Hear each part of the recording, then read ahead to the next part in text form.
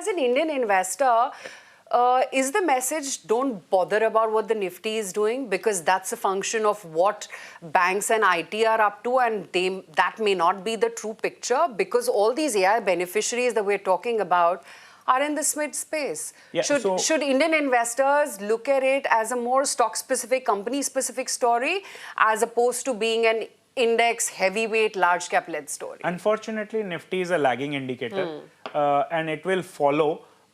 There will be changes made in the indices over the next couple of years where some of these new, well, they are not really new age industries, but industries which are becoming the new center of focus where the earnings expansion profit pools are getting created.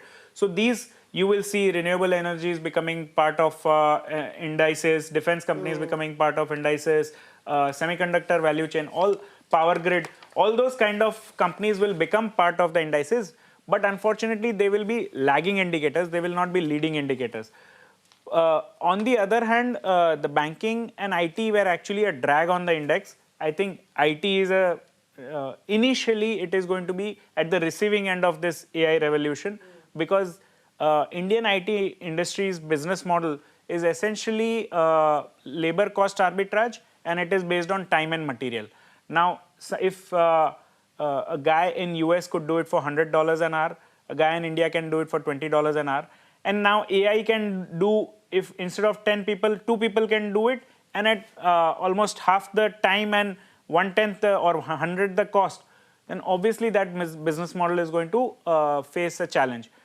But having said that, probably there is a 3-4 year transition phase. After that, AI enterprise and services around it will become large enough portion of the revenues of these large IT companies, and that will also show growth. But I think that's a story for the phase 2. Today, they are a net negative impact of AI. I very strongly do believe that all the acquisitions that we are seeing in the IT space are essentially to buy growth, and that is not going to buy growth because you are buying to just stay in the same space, and you will see that the revenues roll off much faster. So that is the negative side of AI story on India.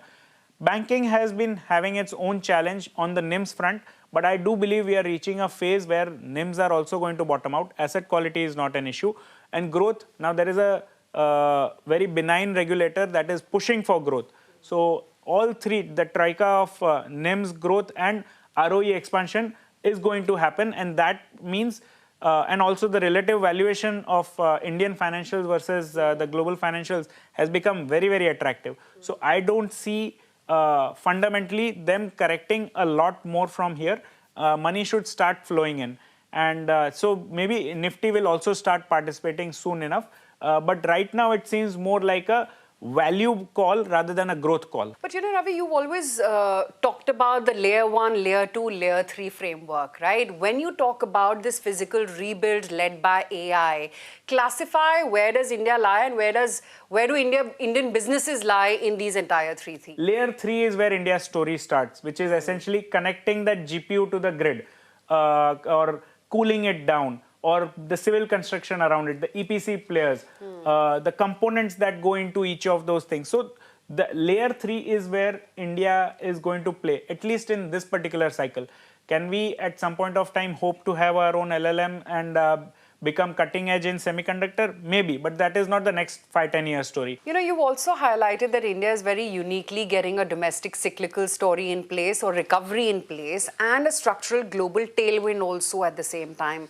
If I were to ask you, give me one sector that captures both of these tailwinds in one go, which one would it be? Domestic capex cycle as well as a global. Yes. As I mentioned, so I think the bottleneck, you have to figure out where the bottleneck is, and that bottleneck will tell you where the opportunities are opening up. Understood. Where else in the market do you have this kind of conviction, I'm wondering, outside this sector? Aerospace, defense, entire semiconductor ecosystem is still coming up. Energy transition, within energy transition also there are changes happening. Earlier on it was only solar module manufacturing, then cell manufacturing, then it is going to go to wafer.